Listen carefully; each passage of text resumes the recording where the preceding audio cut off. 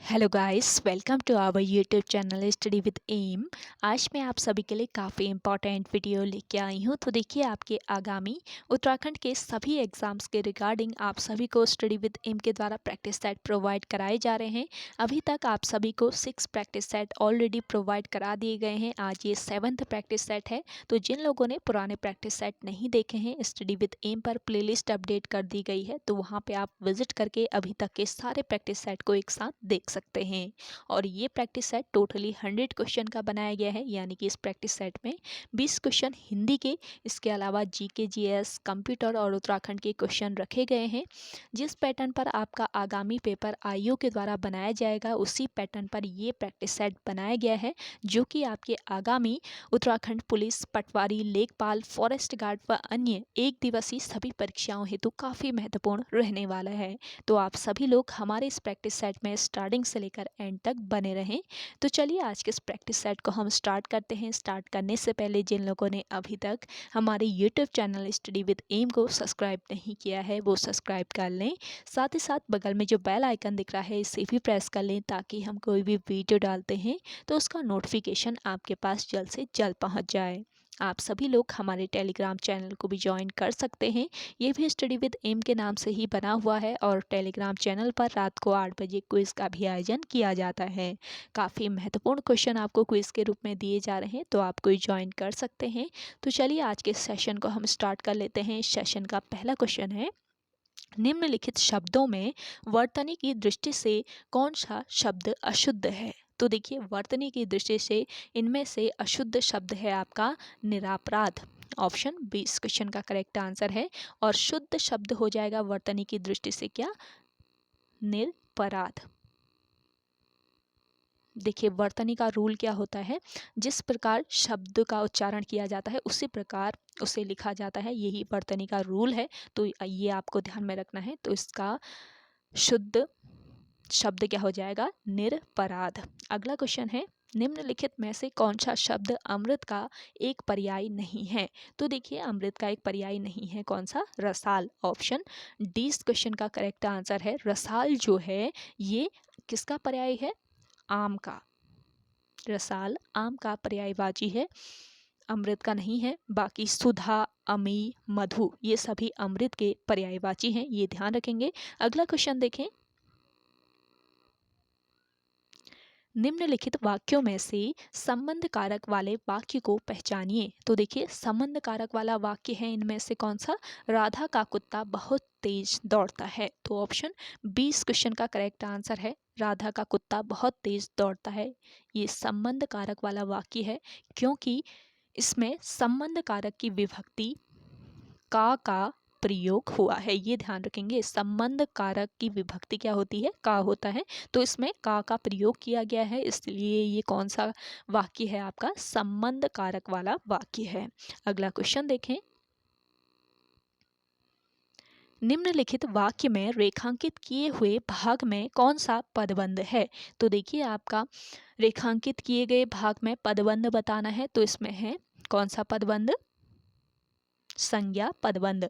Option B इस question का right answer है। अगला क्वेश्चन देखिएगा, निम्न में से कर्म वाच्य का उदाहरण है। तो देखिए, इनमें से कर्म वाच्य का उदाहरण कौन सा है? पत्र लिखा जाता है। ऑप्शन ए इस क्वेश्चन का करेक्ट आंसर है। कर्मवाची का उदाहरण पत्र लिखा जाता है। और राम पुस्तक पढ़ता है, और इसके अलावा सीता पत्र लिखती है। ये दोनों किसके उदाहरण हैं? ये दोनों हैं कर्तृवाची के उदाहरण। कर्तृवाची के ये उदाहरण हैं, ये ध्यान रखेंगे। और मुझसे बैठा नहीं जाता, ये वाक्य किसका उदाहरण है? ये भाववाच्य का उदाहरण है, तो ये ध्यान रखना है। और कर्मवाच्य का उदाहरण कौन सा हो जाएगा? पत्र लिखा जाता है। तो इस क्वेश्चन का करेक्ट आंसर है आपका ऑप्शन ए। अगला क्वेश्चन देखेंगे, निम्न में स्त्रीलिंग शब्द कौन सा है? तो इनमें से स्त्रीलिंग शब्द है वेदना। ऑप्शन ए इस क्वेश्चन का राइट आंसर है। बाकी अध्याय, त्याग और नेत्र, ये आपके कैसे शब्द हैं? पुल्लिंग शब्द।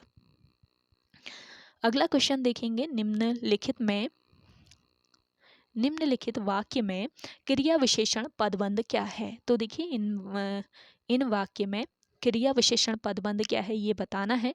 उस पहाड़ी के पीछे मेरा गांव है, ये आपका वाक्य है। इसमें क्रिया विशेषण पदबंध क्या है ये बताना है, तो इस क्वेश्चन का राइट आंसर हो जाएगा उस पहाड़ी के पीछे। क्रिया विशेषण पदबंध है इसमें उस पहाड़ी के पीछे, यानी कि ऑप्शन ए इस क्वेश्चन का बिल्कुल राइट आंसर है।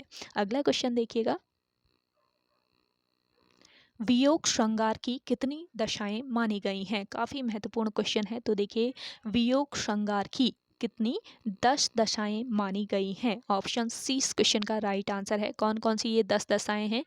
अभिलाषा है, पहली है अभिलाषा, दूसरी है चिंता, तीसरी है स्मृति, चौथी है उद्वेग, पांचवी है गुण कथन, छठी है प्रलाप, सातवीं है उन्माद, आठवीं है व्याधि, नौवीं है जड़ता और 10वां है मरण। तो वियोग श्रृंगार की 10 दशाएं मानी गई हैं। और ये 10 दशाएं कौन कौन सी हैं ये भी आप नोट कर लीजिए, इंपॉर्टेंट है, आपसे पूछा जा सकता है इससे भी रिलेट करके क्वेश्चन। अगला क्वेश्चन है, निम्नलिखित में से क्या प्रशंसा सूचक विस्मयादि बोधक अव्यय नहीं है? तो देखिए, इनमें से प्रशंसा सूचक विस्मयादि बोधक अव्यय नहीं है बाप रे बाप।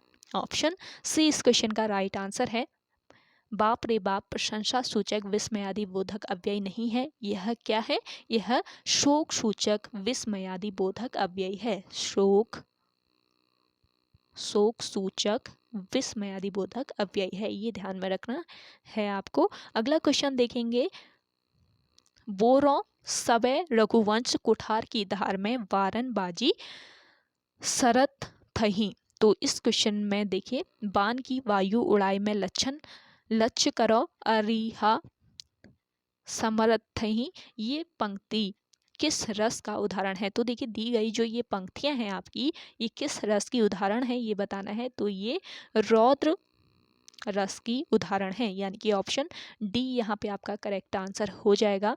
ये रौद्र रस का उदाहरण है, जहाँ किसी विरोधी, दुष्ट, अपकारी आदि के कार्य या चेष्टाओं से क्रोध नामक स्थायी भाव जागृत हो, तो वहाँ पर कौन सा रस होता है? रौद्र रस होता है। तो यहाँ पे आपका है रौद्र रस। अगला क्वेश्चन देखेंगे, उपविराम का चिन्ह है। तो देखिए, उपविराम का चिन्ह से क्वेश्चन अक्सर रखा जाता है, क्योंकि चिन्ह अक्सर पूछे जाते हैं आईओ के द्वारा। एक क्वेश्चन तो आईओ के द्वारा बनता ही है चिन्हों से। तो देखिए, यहाँ पे आपका उपविराम चिन्ह बताना है, तो उपविराम चिन्ह है आपका ये ऑप्शन ए में है। और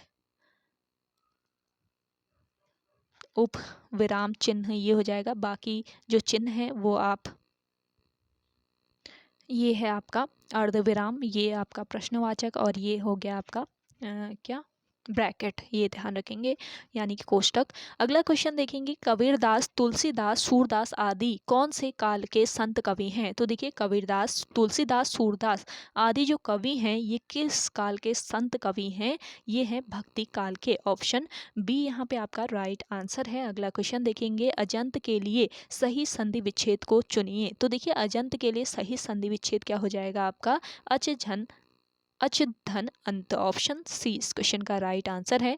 अजंत शब्द के लिए सही संधि विच्छेद अच धन अंत है। यह किस संधि का उदाहरण है? यह है व्यंजन संधि का उदाहरण, जहाँ किसी भी वर्ग के व्यंजन के बाद किसी भी वर्ग का तीसरा या चौथा वर्ण अथवा कोई स्वर आए तो पहला वर्ण अपने वर्ग के तीसरे व्यंजन वर्ण में बदल जाता है। जैसे कि यहाँ पे चौ, ये चौ वर्ग का पहला वर्ण है, और अ, यहाँ पे चौ जो है ये चौ वर्ग का पहला वर्ण है, और अ जो है ये आपका स्वर है। तो चौ और अ मिलकर क्या बन जा रहा है? ज बन जा रहा है, जो कि चौ वर्ग का तीसरा व्यंजन वर्ण है। तो ये जो रूल है व्यंजन संधि का, ये भी आपको पता रहना चाहिए क्या से क्या हो जाता है। अगला क्वेश्चन है, किसका प्रयोग सदैव एक वचन में होता है? तो सदैव एक वचन में प्रयोग होता है किसका? प्रत्यय का। ऑप्शन बी इस क्वेश्चन का राइट आंसर है। अगला क्वेश्चन देखेंगे, निम्नलिखित में से कौन सा शब्द क्षणिक का विलोमार्थी है? तो देखिए, क्षणिक का विलोमार्थी शब्द कौन सा है? शाश्वत। ऑप्शन बी इस क्वेश्चन का राइट आंसर है। अगला क्वेश्चन देखें, यद्यपि वह बीमार था परंतु वह मेला गया, वाक्य की त्रुटियां सुधारें। तो देखिए, वाक्य की त्रुटियां सुधारनी है, तो इस क्वेश्चन का राइट आंसर हो जाएगा, यद्यपि वह बीमार था तथापि वह मेला देखने गया। तो राइट वाक्य हो जाएगा आपका ये ऑप्शन सी। अगला क्वेश्चन देखेंगे, निम्नलिखित में से कौन सा शब्द हास्य का विलोमार्थी है? तो देखिए हास्य का विलोमार्थी क्या हो जाएगा? रुदन। ऑप्शन सी यहाँ पे आपका राइट आंसर है। अगला क्वेश्चन देखें, निम्न में से अनिश्चयवाचक सर्वनाम कौन सा है? तो देखिए अनिश्चयवाचक सर्वनाम है इनमें से कोई, यानी कि ऑप्शन डी यहाँ पे आपका राइट आंसर है। अगला क्वेश्चन देखेंगे, कौन सा वाक्य सातत्य बोधक भविष्यकाल में है? तो देखिए कौन सा वाक्य है जो कि सातत्य बोधक भविष्यकाल में है? ये वाक्य है आपका कौन सा? जवान देश की सेवा करते रहेंगे। ऑप्शन ए इस क्वेश्चन का राइट आंसर है। अगला क्वेश्चन देखेंगे, अगला क्वेश्चन है इंट्रोडक्शन का हिंदी अनुवाद है। तो देखिए इंट्रोडक्शन का हिंदी अनुवाद क्या हो जाएगा? अनुदेशन। ऑप्शन सी यहाँ पे आपका राइट आंसर है। इंट्रोडक्शन का हिंदी अनुवाद अनुदेशन, शिक्षण एवं हिदायत होता है, तो ये आपको ध्यान में रखना है। अगला क्वेश्चन देखें, निम्न में से कौन जौनसारी गायक हैं? तो देखिए अभी तक आपके 20 क्वेश्चन हिंदी के रखे हैं इस प्रैक्टिस सेट में। अब आपके आते हैं आगे उत्तराखंड के क्वेश्चन, तो उत्तराखंड के क्वेश्चन में भी आप बने रहें। और देखिए निम्न में से कौन जौनसारी गायक हैं ये बताना है, तो इस क्वेश्चन का करेक्ट आंसर हो जाएगा ऑप्शन डी, जगत राम वर्मा, फकीरा सिंह चौहान, नंदलाल भारती सभी हैं, तो ये सभी ऑप्शन डी इस क्वेश्चन का बिल्कुल करेक्ट आंसर है आपका। अगला क्वेश्चन देखें, उत्तराखंड में कौन सा आभूषण हाथ में पहना जाता है? तो देखिए उत्तराखंड राज्य में हाथ में पहना जाने वाला जो आभूषण है ये है कौन सा? मुंदरी। ऑप्शन सी यहाँ पे आपका राइट आंसर है। अगला क्वेश्चन देखेंगे, उत्तराखंड भारत में वित्तीय वर्ष प्रारंभ होता है? तो देखिए भारत के उत्तराखंड राज्य में वित्तीय वर्ष कब प्रारंभ हुआ? ये हुआ आपके 1 अप्रैल से। ऑप्शन बी यहाँ पे आपका राइट आंसर हो जाएगा।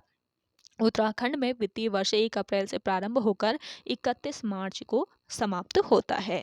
अगला क्वेश्चन देखते हैं, सूची फर्स्ट को सूची सेकंड से सुमेलित कीजिए तथा नीचे दिए गए कूट की सहायता से सही उत्तर चुनिए। तो देखिए सूची फर्स्ट में व्यक्तियों के नाम दिए हैं, सूची सेकंड में उनके उपनाम दिए हुए हैं, तो सूची फर्स्ट को सूची सेकंड से हम सुमेलित कर लेते हैं। तो यहाँ पे आपका करेक्ट आंसर क्या हो जाएगा? तो देखिए गोविंद वल्लभ पंत, इनका क्या उपनाम था? इनका उपनाम था भारत रत्न। गोविंद वल्लभ पंत का उपनाम है भारत रत्न। ठगुली देवी का टिंचरी माई, इंद्रमणि बड़ौनी का उत्तराखंड का गांधी और गुमानी पंत का लोक रत्न। तो इस हिसाब से आपको करेक्ट कर लेना है। करेक्ट आंसर हो जाएगा आपका ऑप्शन बी। अगला क्वेश्चन देखें, नागदेव ताल स्थित है? तो देखिए नागदेव ताल ये किस जनपद में स्थित है ये आपको बताना है, या किस स्थान पर स्थित है ये बताना है। तो देखिए नागदेव ताल जो है ये आपके कहाँ पर स्थित है? अल्मोड़ा जनपद में, रानीखेत में स्थित है। अल्मोड़ा के रानीखेत में नागदेव ताल स्थित है।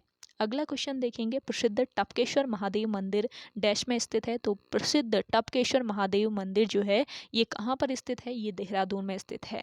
और टपकेश्वर महादेव मंदिर एक गुफा मंदिर है जो देहरादून में स्थित है, और प्रत्यक्षता यहाँ की गुफा की छत से शिवलिंग पर क्या होता है? जल टपकता रहता था। जो गुफा की छत है इससे शिवलिंग पर जल टपकता रहता है। अगला क्वेश्चन है, डॉक्टर त्रिलोचन पांडे के साहित्यिक कार्य का नाम क्या है? तो देखिए त्रिलोचन पांडे के साहित्यिक कार्य का क्या नाम है? कुमाऊनी लोक साहित्य की पृष्ठभूमि, यानी कि ऑप्शन सी इस क्वेश्चन का राइट आंसर है। और इनका सांस्कृतिक भाषा में इनका सांस्कृतिक भाषा के रूप में हिंदी के विकास में महत्वपूर्ण योगदान है त्रिलोचन पांडे का। अगला क्वेश्चन है, मोनाल किस राज्य का राजकीय पक्षी है? तो मोनाल जो है ये किस राज्य का राजकीय पक्षी है? उत्तराखंड राज्य का है। आप सभी को पता ही होगा मोनाल पक्षी हिमालय पर पाए जाते हैं और यह उत्तराखंड का राजकीय पक्षी है। और पूर्व में नेपाल, हिमाचल प्रदेश व राजकीय पक्षी पूर्व में मोनाल जो था ये हिमाचल प्रदेश का राजकीय पक्षी था, परंतु हिमाचल प्रदेश में मोनाल की जगह पश्चिमी जाजूराना पक्षी ने ले ली है। और मोनाल नेपाल का राष्ट्रीय पक्षी भी है, इसको भी ध्यान रखेंगे। अगला क्वेश्चन देखें, उत्तराखंड ग्रामीण विकास एवं पलायन आयोग का गठन कब किया गया? तो देखिए उत्तराखंड ग्रामीण विकास एवं पलायन आयोग इसका गठन किया गया अगस्त 2017 में, यानी कि ऑप्शन बी यहाँ पे आपका राइट आंसर है। और मोस्ट इंपॉर्टेंट ये क्वेश्चन है। तो देखिए उत्तराखंड में ग्रामीण क्षेत्रों में हो रहा पलायन एक गंभीर समस्या है। तो उत्तराखंड सरकार ने इस समस्या के सभी पहलुओं की जांच करने के लिए अगस्त 2017 में ग्राम्य विकास एवं पलायन आयोग का गठन किया। अगला क्वेश्चन देखेंगे, सकलाना रिवोल्ट डैश में घटित हुआ था। तो देखिए सकलाना विद्रोह कब घटित हुआ था, ये घटित हुआ था आपके 1857 में। और कहाँ पर इसका यह घटना घटित हुई थी, यह घटना घटित हुई थी आपके टिहरी गढ़वाल में। ऑप्शन ए यहाँ पे आपका राइट आंसर है। और यह विद्रोह अंग्रेजी हुकूमत के अत्याचारों के विरुद्ध हुआ था। अगला क्वेश्चन है, डैश ने काशीपुर में प्रेम सभा की स्थापना की। तो देखिए काशीपुर में प्रेम सभा की स्थापना किसने की, पंडित गोविंद वल्लभ पंत ने। ऑप्शन सी यहाँ पे आपका राइट आंसर है। और इस संस्था, जो एक संस्था है, ये प्रेम सभा नामक संस्था है जिसकी स्थापना गोविंद वल्लभ पंत ने करी थी। तो इस संस्था का उद्देश्य शिक्षा और साहित्य के प्रति जनता को जागरूक करना है। अगला क्वेश्चन देखते हैं, कटारमल का प्रसिद्ध मंदिर किस देवता का है। तो देखिए कटारमल का जो प्रसिद्ध मंदिर है ये सूर्य देवता का है। ऑप्शन बी इस क्वेश्चन का राइट आंसर है। कटारमल का प्रसिद्ध मंदिर सूर्य देवता का मंदिर है, जो कि कहाँ पर स्थित है, अल्मोड़ा जनपद में स्थित है। और यह सूर्य मंदिर कोणार्क के विश्वविख्यात सूर्य मंदिर से लगभग 100 वर्ष पुराना माना गया है। अगला क्वेश्चन देखेंगे, सही युग्म का चयन कर लेना है यहाँ पे।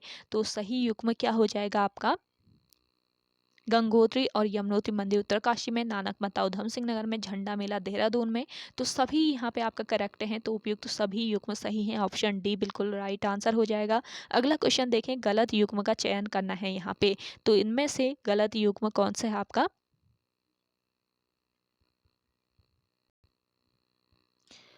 गलत युग्म का चयन करना है इसमें। तो देखिए इसमें गलत युग्म है आपका डॉक्टर हर्षवंती बिष्ट पद्म भूषण। जो डॉक्टर हर्षवंती बिष्ट है तो इन्हें सर एडमंड हिलेरी एवं वुमेन ऑफ द अर्थ पुरस्कार मिले हैं, लेकिन पद्म भूषण नहीं मिला है। बाकी आपके करेक्ट हो जाएंगे तीनों। अगला क्वेश्चन देखेंगे, सैनिक स्कूल घोड़ाखाल नैनीताल उत्तराखंड में कब स्थापित किया गया। तो देखिए नैनीताल में सैनिक स्कूल घोड़ाखाल जो है इसकी स्थापना कब की गई, 21 मार्च 1966 को की गई, यानी कि ऑप्शन डी यहाँ पे आपका राइट आंसर हो जाएगा। और यह भारतीय रक्षा मंत्रालय द्वारा संचालित स्कूल है, इसको ध्यान रखेंगे। अगला क्वेश्चन देखें, सूची फर्स्ट को सूची सेकंड से सुमेलित कीजिए तथा नीचे दिए गए कूट की सहायता से सही उत्तर चुन लेना है। तो सूची फर्स्ट यहाँ पे दी है, सूची सेकंड भी दी हुई है। तो विवेकानंद पर्वतीय कृषि अनुसंधान शाला ये आपके कहाँ पर स्थित है, अल्मोड़ा में स्थित है। High altitude plant physiology research centre ये आपके कहाँ पर स्थित है, श्रीनगर गढ़वाल में। लोक संस्कृति संग्रहालय है नैनीताल में। भारतीय पेट्रोलियम संस्थान है देहरादून में। तो इस हिसाब से आपका करेक्ट आंसर क्या हो जाएगा, ऑप्शन बी। ऑप्शन बी यहाँ पे आपका राइट आंसर है। अगला क्वेश्चन देखें, अगला क्वेश्चन है सही युग्म का चयन कीजिए। तो देखिए आपको सही युग्म इसमें से चयन कर लेना है। तो इस क्वेश्चन का करेक्ट आंसर हो जाएगा मैती आंदोलन वृक्षारोपण। तो देखिए मैती आंदोलन जो है ये किससे संबंधित है, वृक्षारोपण से संबंधित है। तो ये बिल्कुल आपका सही युग्म हो जाएगा। और मैती आंदोलन की शुरुआत किसके द्वारा, कल्याण सिंह रावत के द्वारा की गई। और वर्ष 1994 में इसकी शुरुआत हुई थी मैती आंदोलन की। अगला क्वेश्चन देखेंगे, वर्ष 1921 में गठित कुमाऊं फॉरेस्ट ग्रीवेंस कमेटी के का अध्यक्ष चुना गया था। तो देखिए कुमाऊं फॉरेस्ट ग्रीवेंस कमेटी कब गठित की गई, 1921 में गठित की गई। और इस कमेटी के अध्यक्ष कौन चुने गए थे, इसका राइट आंसर हो जाएगा पी विर्नम। ऑप्शन ए बिल्कुल राइट आंसर है। 13 अप्रैल 1921 में गठित कुमाऊं फॉरेस्ट ग्रीवेंस कमेटी का अध्यक्ष पी विर्नम थे। और इस समिति द्वारा सुझाव दिया गया कि ग्रामीणों की निजी नाप भूमि से लगी हुई समस्त सरकारी भूमि को वन विभाग के नियंत्रण से हटा लिया जाए। अगला क्वेश्चन देखेंगे, अगला क्वेश्चन है गलत युग्म का चयन करना है। यहाँ पे देखिए गलत युग्म कौन सा है इनमें से, भारतीय पेट्रोलियम संस्थान हरिद्वार। भारतीय पेट्रोलियम संस्थान जो है ये आपके हरिद्वार में नहीं है, कहाँ पर स्थित है, देहरादून में स्थित है। और इसकी स्थापना 14 अप्रैल 1960 ईस्वी को की गई थी भारतीय पेट्रोलियम संस्थान की। बाकी आपका एरीज ऑब्जर्वेटरी ये नैनीताल में है, Kedarnath wild life sanctuary Rudraprayag में है, सोना नदी वाइल्ड लाइफ सेंचुरी है पौड़ी में। तो आपका इस हिसाब से इस क्वेश्चन का करेक्ट आंसर क्या हो जाएगा, ऑप्शन बी। अगला क्वेश्चन देखते हैं, डैश हवाई अड्डा पिथौरागढ़ में स्थित है। तो देखिए कौन सा हवाई अड्डा है जो कि इसमें से पिथौरागढ़ में स्थित है, तो ये है आपका नैनीसैनी हवाई अड्डा। ऑप्शन सी इस क्वेश्चन का राइट आंसर है। जबकि जॉली ग्रांट हवाई अड्डा और कहाँ पर स्थित है जॉली ग्रांट, ये आपके देहरादून में स्थित है, ये ध्यान रखेंगे। और नैनीसैनी है आपके पिथौरागढ़ जनपद में। चिन्यालीस और किस जनपद में स्थित है, ये आप जल्दी से कमेंट करके बताएं। अगला क्वेश्चन देखें, निम्न में से किस पर डाक टिकट जारी नहीं किया गया है। तो देखिए डाक टिकट जारी नहीं किया गया है उत्तराखंड उच्च न्यायालय पर। ऑप्शन डी यहाँ पे आपका राइट आंसर हो जाएगा। मोनाल पक्षी की बात करें तो मोनाल उत्तराखंड का राज्य पक्षी है और इस पर वर्ष 1975 ईस्वी में डाक टिकट जारी किया गया। पंडित गोविंद वल्लभ पंत पर वर्ष 1965 में डाक टिकट जारी किया गया। और चंद्र सिंह गढ़वाली, वीर चंद्र सिंह गढ़वाली जो कि उत्तराखंड के स्वतंत्रता सेनानी थे, और वर्ष 1994 में इनके नाम पर डाक टिकट जारी किया गया, लेकिन उत्तराखंड उच्च न्यायालय पर नहीं किया गया है। तो ऑप्शन डी यहाँ पे आपका राइट आंसर है। अगला क्वेश्चन देखेंगे, आटागाड़ सहायक नदी है। आटागाड़ किसकी? पिंडर नदी की सहायक नदी है। ऑप्शन ए इस क्वेश्चन का बिल्कुल राइट आंसर है। देखिए आटागाड़ नदी दूधातोली से निकलने वाली प्रमुख नदियों में से एक है। दूधातोली श्रृंखला से ये निकलती है। दूधातोली श्रृंखला से कितनी नदियों का उद्गम होता है पूछा जाए तो 5 नदियों का उद्गम होता है, जिनमें से आटागाड़ एक है। और आटागाड़ लगभग 25 से 30 किलोमीटर बहने के बाद सिमली चमोली में पिंडर नदी में क्या हो जाती है, मिल जाती है। अगला क्वेश्चन है, निम्न में से उत्तराखंड में पश्चिम से पूर्व की ओर बहने वाली अंतिम नदी है। तो उत्तराखंड में पश्चिम से पूर्व की ओर बहने वाली जो अंतिम नदी है, ये आपकी कौन सी नदी है? ये है लधिया नदी। ऑप्शन डी इस क्वेश्चन का राइट आंसर है। उत्तराखंड में पश्चिम से पूर्व की ओर बहने वाली अंतिम नदी लधिया नदी है। लधिया नदी का उद्गम पिथौरागढ़, अल्मोड़ा व नैनीताल के मिलन बिंदु गजार से होता है। गजार नामक स्थान से इस नदी का उद्गम होता है और यह काली नदी में मिलती है। चंपावत जिले के चूका नामक स्थान पर यह नदी किससे मिलती है? काली नदी में मिल जाती है। अगला क्वेश्चन देखेंगे, वर्ष 1948 में कुमाऊं रेजिमेंट का मुख्यालय स्थायी रूप से किस स्थान पर स्थापित हुआ था?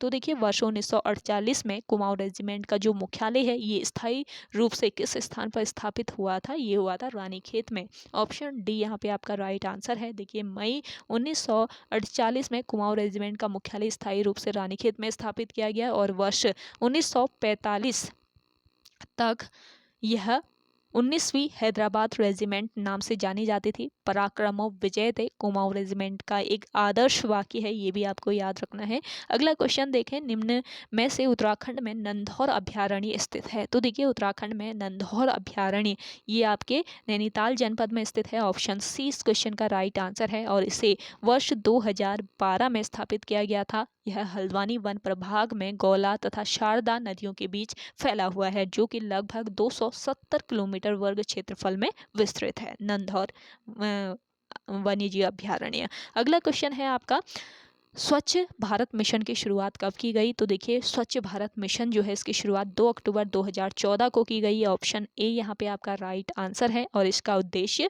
वर्ष 2019 तक देश को स्वच्छ बनाना था। अगला क्वेश्चन देखेंगे, निम्नलिखित में से कौन सा छोटा सिंगल नेटवर्क है? तो छोटा सिंगल नेटवर्क है इनमें से क्या?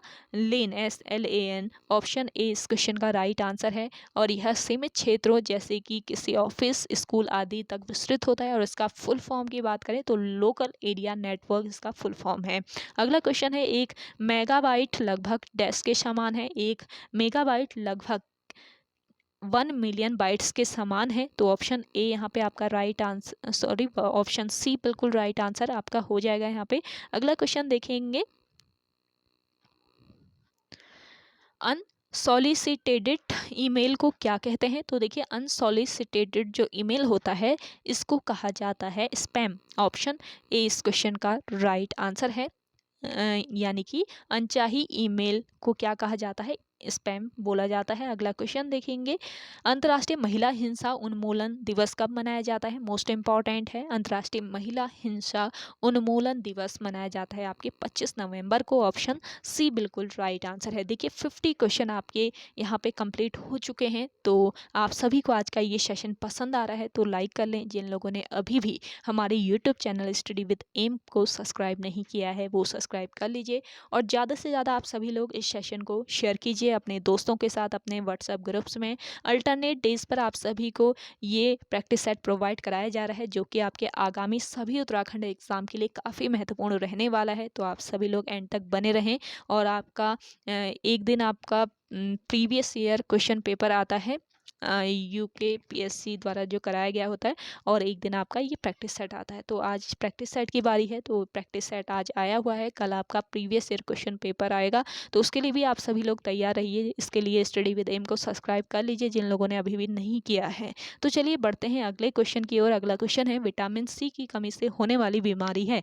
विटामिन सी की कमी से स्कर्वी नामक रोग हो जाता है। स्कर्वी नामक बीमारी होती है। ऑप्शन ए यहाँ पे आपका राइट आंसर हो जाएगा। और विटामिन सी का रासायनिक नाम अक्सर पूछ लिया जाता है, तो आपको याद रखना है इसका रासायनिक नाम क्या है। Ascorbic acid. एस्कॉर्बिक एसिड इसका रासायनिक नाम है, केमिकल नेम है। और आंवला, नींबू, अमरूद, संतरा आदि में विटामिन सी जो है ये प्रचुर मात्रा में पाया जाता है। चलिए अगला देखेंगे। अगला है आपका धर्मनिरपेक्ष का अर्थ है। तो देखिए धर्मनिरपेक्ष का अर्थ क्या हो जाएगा, जल्दी से आप लोग बताएं जिन लोगों को आंसर आ रहा है। धर्मनिरपेक्ष का अर्थ हो जाएगा राज्य सरकार द्वारा किसी भी धर्म को स्वीकार नहीं करना, यानी कि ऑप्शन सी बिल्कुल राइट आंसर है।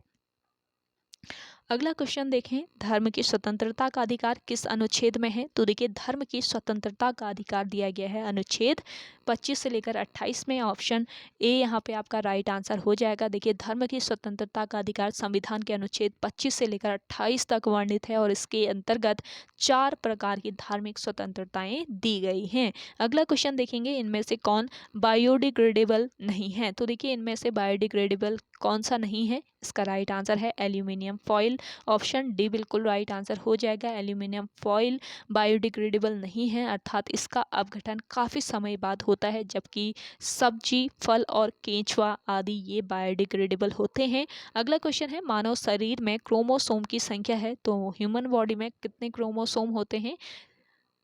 23 जोड़ी, यानी कि 46 गुणसूत्र होते हैं, क्रोमोसोम होते हैं। ऑप्शन सी यहाँ पे आपका राइट आंसर हो जाएगा। और इनमें 22 जोड़ी ऑटोसोम्स, 23वीं जोड़ी लिंग गुणसूत्र होते हैं, ये भी ध्यान में रखेंगे। अगला क्वेश्चन है, इनमें अधिकतम ऊर्जा किसमें होती है। तो इनमें से अधिकतम ऊर्जा होती है वसा में, यानी फैट में। ऑप्शन बी इस क्वेश्चन का राइट आंसर हो जाएगा। प्रोटीन, कार्बोहाइड्रेट तथा वसा और तथा विटामिन में से सबसे अधिक ऊर्जा वसा में होती है, लेकिन हमारे शरीर को सर्वाधिक ऊर्जा कार्बोहाइड्रेट से मिलती है। अगला क्वेश्चन है, भारतीय मृदा में कमी है। तो देखिए भारतीय मृदा में किसकी कमी है, नाइट्रोजन की। ऑप्शन सी इस क्वेश्चन का राइट आंसर है। भारत में सामान्यतः 8 प्रकार की मिट्टियां पाई जाती है, और इन सभी में मुख्य रूप से नाइट्रोजन की कमी पाई जाती है। अगला क्वेश्चन देखेंगे, तीस्ता नदी का जल विवाद किस देश के साथ है। तीस्ता नदी जल विवाद ये है किस देश के साथ, इसका राइट आंसर हो जाएगा भारत और बांग्लादेश। बांग्लादेश यहाँ पे आपका राइट आंसर हो जाएगा। अगला क्वेश्चन देखेंगे, HTML का विस्तृत रूप है। तो देखिए HTML का फुल फॉर्म क्या होता है, hyper text markup language. Option A यहाँ पे आपका राइट आंसर है। और यह कंप्यूटर से संबंधित शब्दावली है, और यह किसी दस्तावेज में टेक्स्ट आधारित जानकारी की संरचना को निर्धारित करने का एक साधन है। अगला क्वेश्चन देखेंगे, 3 बीघा विवाद किस देश के साथ है। 3 बीघा विवाद ये भी भारत और बांग्लादेश के साथ है। ऑप्शन ए यहाँ पे आपका राइट आंसर है। भारत और बांग्लादेश के मध्य यह एक विवादित गलियारा है, और इस पर दोनों देश अपना अपना क्या करते हैं, दावा करते रहते हैं। अगला क्वेश्चन देखेंगे, भारत एक गणतंत्र देश है, और इसका अर्थ है। तो देखिए यहाँ पे आपका करेक्ट आंसर हो जाएगा, भारत में वंशानुगत शासन नहीं है। अगला क्वेश्चन देखेंगे, राज्य के सदस्य का कार्यकाल कितने वर्ष का होता है। राज्यसभा के सदस्य का जो कार्यकाल है ये होता है आपके 6 वर्ष का। ऑप्शन सी यहाँ पे आपका राइट आंसर है। और राज्यसभा एक स्थायी सदन है, और इसका कभी विघटन नहीं होता है। इसके 1/3 सदस्य प्रति दूसरे वर्ष अवकाश ग्रहण करते हैं, तथा उनकी जगह नए सदस्य चुनकर आ जाते हैं। अगला क्वेश्चन देखेंगे, लोकसभा का कोरम कुल सदस्य संख्या का कितना होता है। तो देखिए लोकसभा का कोरम सदस्य संख्या का 1/10 होता है, यानी कि ऑप्शन डी यहाँ पे आपका राइट आंसर हो जाएगा। अर्थात लोकसभा में किसी कार्यवाही की वैधता के लिए 1/10 10 सदस्यों की उपस्थिति होना क्या होता है, अनिवार्य होता है। अगला क्वेश्चन देखेंगे, राज्य मानवाधिकार आयोग का अध्यक्ष कौन होता है? राज्य मानवाधिकार आयोग का अध्यक्ष उच्च न्यायालय का सेवानिवृत्त मुख्य न्यायाधीश होता है, यानी कि ऑप्शन सी बिल्कुल राइट आंसर हो जाएगा। अगला क्वेश्चन देखेंगे, भारतीय संविधान के किस अनुच्छेद के अंतर्गत प्रत्येक नागरिक को अपनी मानवीय गरिमा से जीने का अधिकार है? तो ये जो अनुच्छेद है ये है आपका अनुच्छेद 21। ऑप्शन ए इस क्वेश्चन का राइट आंसर है। भारतीय संविधान के अनुच्छेद 21 के अंतर्गत प्रत्येक नागरिक को अपनी मानवीय गरिमा से जीने का अधिकार है और अनुच्छेद 21 प्राण एवं दैहिक स्वतंत्रता से संबंधित है और यह अधिकार आपातकाल के दौरान भी निरस्त नहीं होता है, ये ध्यान रखेंगे। अगला क्वेश्चन देखेंगे, मुख्य सचिव का चयन कौन करता है? मुख्य सचिव का चयन मुख्यमंत्री के द्वारा किया जाता है। ऑप्शन डी यहाँ पे आपका राइट आंसर हो जाएगा। राज्य के मुख्यमंत्री द्वारा मुख्य सचिव का चयन किया जाता है और यह राज्य सचिवालय का प्रधान होता है। सचिवालय के प्रभाग प्रत्यक्ष रूप से उसके प्रभार यानी नियंत्रण में रहते हैं। अगला क्वेश्चन है, राजा सुदर्शन शाह ने अपने राज्य की राजधानी टिहरी की स्थापना किस वर्ष की थी? तो देखिए, राजा सुदर्शन शाह ने अपने राज्य की राजधानी टिहरी की स्थापना किस वर्ष की थी? इसका करेक्ट आंसर हो जाएगा 28 दिसंबर 1815। ऑप्शन सी बिल्कुल राइट आंसर है। देखिए, 28 दिसंबर 1815 को सुदर्शन शाह ने भागीरथी तथा भिलंगना नदी के संगम स्थल पर टिहरी नामक स्थल पर अपनी राजधानी स्थापित की थी और सुदर्शन शाह टिहरी रियासत के प्रमुख राजाओं में से एक हैं। और अगला क्वेश्चन है आपका, नरसिंह देव कत्यूरी ने अपनी राजधानी कार्तिकेयपुर से हटाकर स्थापित की थी। तो नरसिंह देव कत्यूरी ने अपनी राजधानी कार्तिकेयपुर से हटाकर कहाँ स्थापित की? जल्दी से आंसर लगाएं जिन लोगों को आंसर आ रहा है। तो यहाँ पे आपका करेक्ट आंसर हो जाएगा बैजनाथ। ऑप्शन बी बिल्कुल राइट आंसर है। नरसिंह देव कत्यूरी ने अपनी राजधानी कार्तिकेयपुर से हटाकर बैजनाथ स्थापित की थी।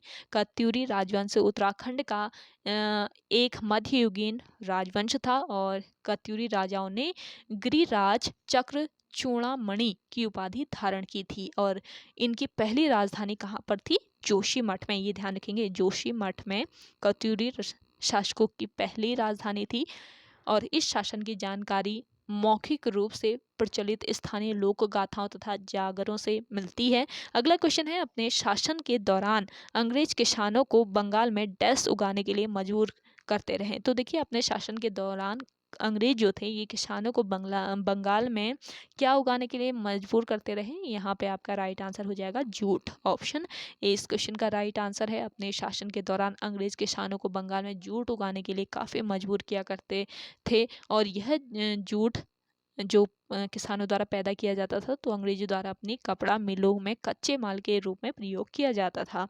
अगला क्वेश्चन है, डैश के नेतृत्व में मंगोलों ने 1219 ईस्वी में उत्तर पूर्वी ईरान में ट्रांस ऑक्सियाना पर हमला किया। तो देखिए, यहाँ पे आपका राइट आंसर हो जाएगा चंगेज खां। चंगेज खां के नेतृत्व में मंगोल ने 1219 ईस्वी में उत्तर पूर्वी ईरान में ट्रांस ऑक्सियाना पर हमला किया था, यानी कि ऑप्शन डी बिल्कुल राइट आंसर है। और इस समय भारत में इल्तुतमिश का शासन था। इस समय भारत पर किसका शासन था ये भी पूछा जा सकता है। तो इल्तुतमिश का इस समय शासन था और वह अपनी सूझबूझ से चंगेज खां के भारत पर आक्रमण को रोकने में सफल रहा था। अगला क्वेश्चन देखेंगे, तीस्ता तथा दिहांग नदियों के बीच आने वाले हिमालय भाग को डैश हिमालय कहा जाता है? तो देखिए, काफ़ी महत्वपूर्ण क्वेश्चन है। तीस्ता तथा दिहांग नदियों के बीच आने वाले हिमालय के भाग को कौन सा हिमालय कहा जाता है? इस क्वेश्चन का राइट आंसर हो जाएगा असम हिमालय। ऑप्शन सी बिल्कुल राइट आंसर है और इसका विस्तार सिक्किम, असम और अरुणाचल प्रदेश में है। अगला क्वेश्चन देखें, पट्टिकाणु जिनको प्लेटलेट्स बोला जाता है, प्लेटलेट्स ह्यूमन बॉडी में होती है तो पट्टिकाणु यानी प्लेटलेट्स का दूसरा नाम क्या है? तो देखिए, प्लेटलेट्स का दूसरा नाम है थ्रोम्बोसाइट। ऑप्शन डी इस क्वेश्चन का राइट आंसर है। प्लेटलेट्स को थ्रोम्बोसाइट भी कहा जाता है और सामान्यतः एक मनुष्य के रक्त में यानी कि एक ह्यूमन बॉडी के रक्त में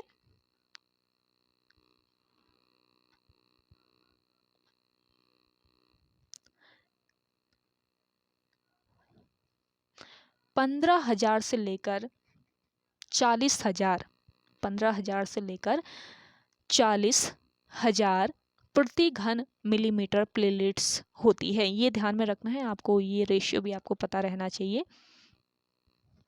तो देखिए थोड़ा सा गलत हो गया यहाँ पे। जो ह्यूमन बॉडी का ब्लड होता है इसमें 1,50,000 1,50,000 से 4 लाख प्रति घन मिलीमीटर क्या होते हैं, प्लेटलेट्स यानी थ्रोम्बोसाइट होते हैं। इसको करेक्ट कर लीजिएगा।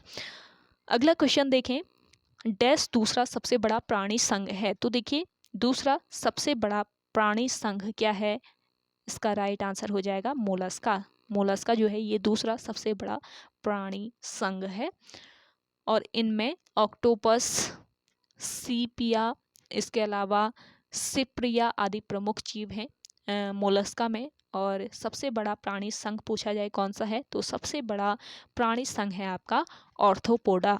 अगला क्वेश्चन देखेंगे, गुणात्मक रूप में किस वस्तु में विरामावस्था में रहने या समान वेग में गतिशील रहने की प्रवृत्ति को डैश कहते हैं। तो इस क्वेश्चन का राइट आंसर है आपका जड़त्व। इसको जड़त्व कहा जाता है। अगला क्वेश्चन देखेंगे, सरल लोलक एक दोलन पूरा करने में जितना समय लगाता है उसे सरल लोलक का क्या कहते हैं। तो उसे सरल लोलक का क्या कहा जाता है, आवर्तकाल। ऑप्शन सी यहाँ पे आपका करेक्ट आंसर है। अगला क्वेश्चन देखें, उत्तराखंड औद्योगिक नीति 2008 के अनुसार पर्वतीय क्षेत्र को बांटा गया है। काफ़ी महत्वपूर्ण है। तो देखिए उत्तराखंड औद्योगिक नीति 2008 के अनुसार पर्वतीय क्षेत्रों को बांटा गया है कितने श्रेणियों में, 2 श्रेणियों में। ऑप्शन ए यहाँ पे आपका राइट आंसर है। देखिए उद्योगों की दृष्टि से पिछड़े जनपदों के लिए 1 अप्रैल 2008 को एकीकृत औद्योगिक नीति 2008 लागू की गई और इस नीति में पर्वतीय क्षेत्रों को 2 श्रेणियों में बांटा गया है, श्रेणी ए और श्रेणी बी। तो श्रेणी ए में कौन कौन से जनपद आते हैं, श्रेणी ए में आते हैं आपके पिथौरागढ़, उत्तरकाशी, चमोली, चंपावत, रुद्रप्रयाग। और श्रेणी बी में आते हैं आपके पौड़ी, टिहरी, अल्मोड़ा, बागेश्वर के साथ देहरादून व नैनीताल के कुछ भाग। तो इनके साथ पौड़ी, टिहरी, अल्मोड़ा, बागेश्वर के साथ देहरादून और नैनीताल के कुछ भाग को इसमें शामिल किया गया है श्रेणी बी में। और इस नीति को तत्कालीन मुख्यमंत्री भुवन चंद खंडूरी द्वारा पेश किया गया था। अगला क्वेश्चन देखेंगे, जिंक धातु सोडियम हाइड्रोक्साइड से अभिक्रिया करके डैश उत्पन्न करती है। तो देखिए जिंक धातु जो है ये सोडियम हाइड्रोक्साइड से अभिक्रिया करके क्या उत्पन्न करती है, हाइड्रोजन गैस। ऑप्शन डी इस क्वेश्चन का बिल्कुल राइट आंसर हो जाएगा। अगला क्वेश्चन देखेंगे, चूने के पानी में कौन सा क्षारक पाया जाता है। चूने के पानी में पाया जाता है कैल्शियम हाइड्रोक्साइड। ऑप्शन सी यहाँ पे आपका राइट आंसर है। अगला क्वेश्चन देखेंगे, देहरादून का कर्णपुर मोहल्ला बसाया गया। देहरादून का जो कर्णपुर मोहल्ला है ये किसके द्वारा, महारानी कर्णावती के नाम पर बसाया गया है, यानी कि ऑप्शन डी यहाँ पे आपका राइट आंसर है। और महारानी कर्णावती गढ़वाल के परमार शासक परमार जो राजवंश है इससे संबंधित थी और महारानी कर्णावती को नाग कटी रानी के नाम से भी जाना जाता है। और देहरादून का जो कर्णपुर मोहल्ला है वो इनके नाम पर ही बसाया गया है, रानी कर्णावती के नाम पर। अगला क्वेश्चन है, इलेक्ट्रिक ट्राम का आविष्कार किसने किया था। तो देखिए इलेक्ट्रिक ट्राम जो है इसका आविष्कार किया था फ्योदोर पिरोतस्की ने। ऑप्शन सी यहाँ पे आपका राइट आंसर है। अगला क्वेश्चन देखें,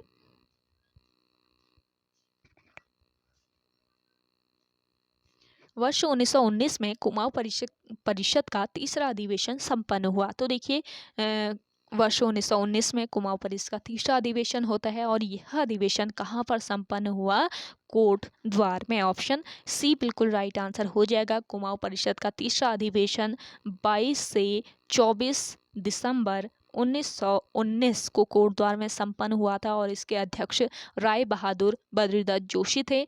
कुमाऊं परिषद की स्थापना की बात करें तो वर्ष 1916 में इसकी स्थापना की गई थी और वर्ष 1926 ईस्वी में इसका कांग्रेस में विलय कर दिया गया। अगला क्वेश्चन देखें, आप सभी लोगों से मेरा रिक्वेस्ट रहेगा, जिन लोगों ने अभी भी सेशन नहीं शेयर किया है तो जल्दी से आप सभी लोग मिलकर सेशन को शेयर कर दीजिए। काफ़ी महत्वपूर्ण ये सेशन रहता है आपके आगामी एग्जाम के लिए। अगला देखें, इनमें से किस इनपुट डिवाइस का उपयोग व्यापक रूप से योग्यता परीक्षण जैसे परीक्षणों में किया जाता है। तो देखिए यहाँ पे आपका करेक्ट आंसर हो जाएगा ऑप्टिकल मार्क रीडर। इनमें से किस इनपुट डिवाइस का उपयोग व्यापक रूप से योग्यता परीक्षण जैसे परीक्षणों में किया जाता है, ये है आपका ऑप्टिकल मार्क रीडर।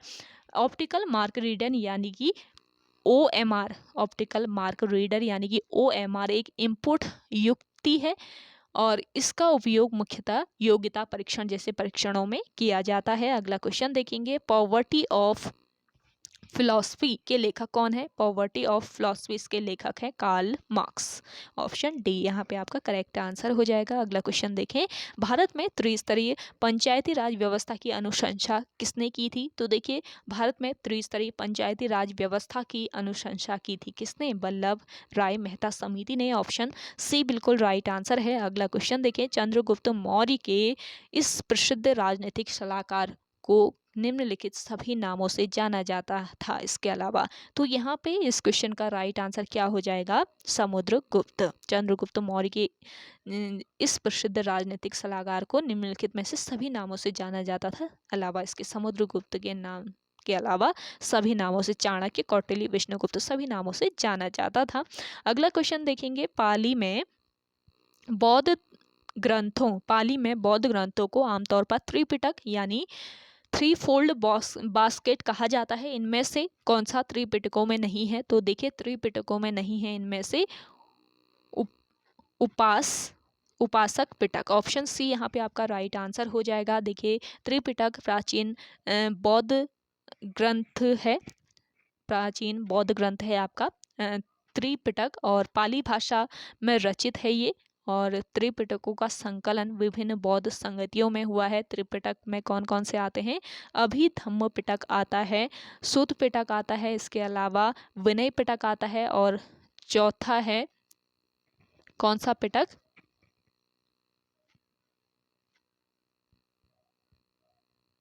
तो तीन ही पिटक आते हैं इसमें, त्रिपिटक है यानी कि तीन पिटक आते हैं, लेकिन उपासक पिटक इसमें नहीं आता है। तो ऑप्शन सी इस क्वेश्चन का राइट आंसर हो जाएगा आपका। अगला क्वेश्चन देखेंगे, 10वें या आखिरी सिख गुरु कौन थे? तो 10वें या आखिरी सिख गुरु थे कौन? ये थे गुरु गोविंद सिंह। ऑप्शन डी इस क्वेश्चन का राइट आंसर है। और इनके जन्म की बात करें तो पटना में इनका जन्म हुआ था तथा आनंदपुर में इन्होंने गद्दी की स्थापना की थी, और इन्होंने 1699 ईस्वी में खालसा पंथ की भी स्थापना की थी। तो किस सिख गुरु ने खालसा पंथ की स्थापना की, ये पूछा जा सकता है, इंपॉर्टेंट पॉइंट है आपका। तो गुरु गोविंद सिंह ने खालसा पंथ की स्थापना की और अपने अनुयायियों को पंच करार धारण करने के लिए इन्होंने कहा था। अगला क्वेश्चन देखेंगे, इनमें से कौन सा टेक्टोनिक प्लेट के कंपन या परिवर्तन के कारण होता है? जहां ये टेक्टोनिक प्लेट मिलती है, तो इस क्वेश्चन का राइट आंसर हो जाएगा भूकंप टेक्टोनिक प्लेट के अनियमितताओं जैसे कंपन या फिर परिवर्तन के कारण आता है, और इसके अलावा ज्वालामुखी विस्फोट और वलन या भ्रंशन आदि के कारण भी भूकंप आता है, ये भी ध्यान में रखना है। अगला क्वेश्चन देखें, भारत का मानक समय मेरिडियन कौन सा है? तो देखिए, भारत का मानक समय मेरिडियन है 82 डिग्री 30 पूर्व, 82 डिग्री 30 ई देशांतर। तो ऑप्शन ए यहाँ पे आपका बिल्कुल राइट आंसर है। अगला क्वेश्चन देखेंगे, इनमें से कौन सा यूरोपीय देश है? तो देखिए, बुल्गारिया, सूडान, बेनिन, घाना, इनमें से आपका यूरोपीय देश बताना है कौन सा है। तो बुल्गारिया जो है ये एक यूरोपीय देश है। ऑप्शन ए बिल्कुल राइट आंसर है।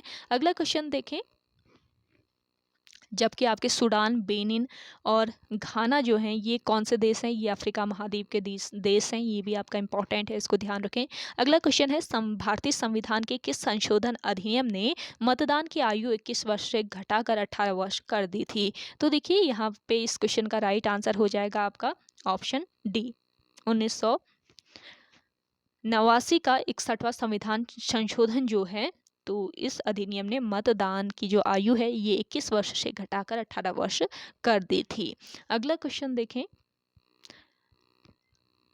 आप सभी को 5 बजे हिंदी की क्लास भी प्रोवाइड कराई गई थी। जिन लोगों ने हिंदी की सीरीज नहीं देखी है तो स्टडी विद एम पर विजिट करके देख लीजिए। अगला क्वेश्चन है, निम्न में से कौन सा संघ सूची के तहत कोई विषय नहीं है? संघ सूची के तहत कोई विषय नहीं है, तो इस क्वेश्चन का राइट आंसर हो जाएगा आपका सार्वजनिक स्वास्थ्य। ऑप्शन ए बिल्कुल राइट आंसर है। सार्वजनिक स्वास्थ्य जो है ये संघ सूची का विषय नहीं है, यह किस सूची का?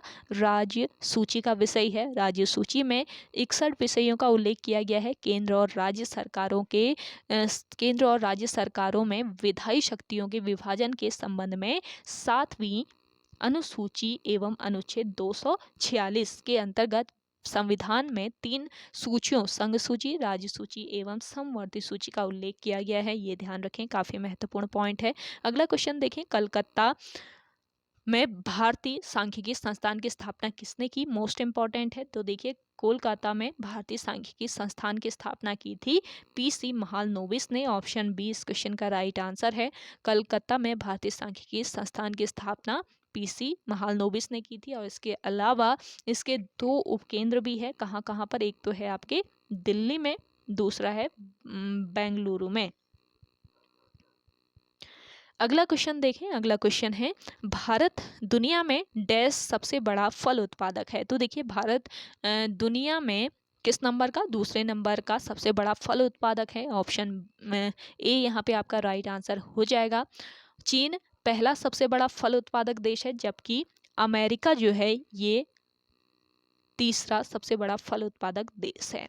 अगला क्वेश्चन देखें, आईने अकबरी किसने लिखी है? आईने अकबरी लिखी गई है किसके द्वारा? अबुल फजल के द्वारा, यानी कि ऑप्शन सी यहाँ पे आपका राइट आंसर हो जाएगा। अबुल फजल अकबर के 9 रत्नों में से एक थे, ये ध्यान रखेंगे आप। अगला क्वेश्चन है, निम्नलिखित संख्या श्रृंखला में प्रश्न चिन्ह के स्थान पर क्या आना चाहिए? तो देखिए, दी गई श्रृंखला में प्रश्नवाचक चिन्ह के स्थान पर क्या आएगा, ये आपको इसमें से चूज कर लेना है। तो इस क्वेश्चन का राइट आंसर है क्या? 720 यहाँ पे आना चाहिए आपका 720। अगला क्वेश्चन है, नीचे दिए गए प्रश्न में वह विकल्प ज्ञात करें जो प्रश्न चिन्ह की जगह लेगा। ड्रामा, स्टेज, टेनिस, अब क्या जगह लेगा? क्वेश्चन मार्क की जगह पे क्या आएगा, ये बताना है। तो यहाँ पे आपका राइट आंसर हो जाएगा कोर्ट। ऑप्शन बी बिल्कुल राइट आंसर है। जिस प्रकार ड्रामा का मंचन स्टेज पर किया जाता है, उसी प्रकार टेनिस जो है इसको किस पर? कोर्ट पर खेला जाता है। अगला क्वेश्चन है आपका, यदि X E R O X बराबर 59 और D E S K T O P बराबर 99, तो आपका DOCUMENT का मान क्या होगा? तो यहाँ पे आपका करेक्ट आंसर क्या हो जाएगा? Option A. अगला क्वेश्चन देखेंगे, निम्नलिखित आकृति में वर्ग एथलीट्स को दर्शाता है, त्रिभुज इंजीनियर्स को दर्शाता है, वृत्त पिताओं को दर्शाता है और आयत उद्यमियों को दर्शाता है। अक्षरों का कौन सा समूह उन एथलीट्स को दर्शाता है जो उद्यमी है या पिता? तो यहाँ पे इस क्वेश्चन का करेक्ट आंसर बता देना है आपको। यहाँ पे आपका राइट आंसर हो जाएगा क्या? Option A, FED। अगला क्वेश्चन है, दिए गए प्रश्न में निम्नलिखित विकल्पों में से वह शब्द चुनिए जो दिए गए शब्द के अक्षरों का प्रयोग करके नहीं बनाया जा सकता। तो इस क्वेश्चन का आपका राइट आंसर है ऑप्शन ए। तो ओके गाइज, आज के सेशन में इतना ही। आई होप आप सभी को आज का ये सेशन काफ़ी पसंद आया होगा। अगर आप सभी को आज का ये सेशन काफ़ी पसंद आता है तो इस सेशन को लाइक कीजिएगा, शेयर कीजिए, और जिन लोगों ने अभी भी हमारे YouTube channel study with M को सब्सक्राइब नहीं किया है वो सब्सक्राइब कर लें। तो चलिए मिलते हैं एक नेक्स्ट इंटरेस्टिंग वीडियोज़ के साथ, तब तक के लिए धन्यवाद।